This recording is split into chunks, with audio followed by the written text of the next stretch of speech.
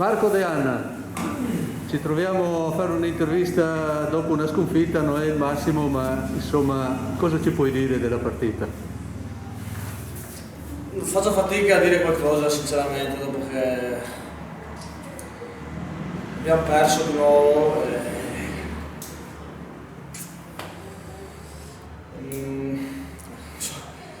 Bisogna cercare di essere più cattivi perché nessuno ti regala niente.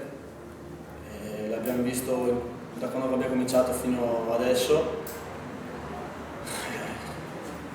Niente. Non gira? Non gira, bisogna ancora trovare la giusta quadratura, diciamo.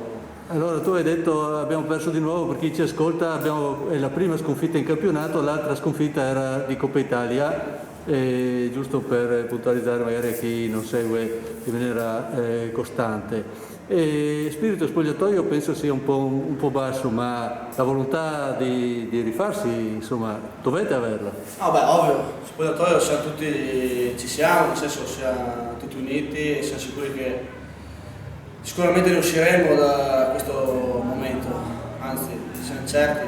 Sì, anche il mister avversario ha detto insomma voi siete una squadra, ci sono tanti bei nomi, è proprio una partenza no, insomma. Sì, bei nomi, bisogna pedalare e dimostrare comunque tutti quanti.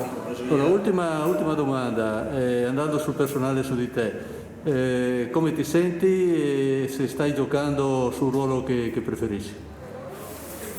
Sento bene, sto bene, il ruolo sì, cerco sempre di dare comunque il massimo ovviamente esterno, dietro a Dennis. A disposizione? Di dare il massimo che posso dare. Bene, grazie Marco.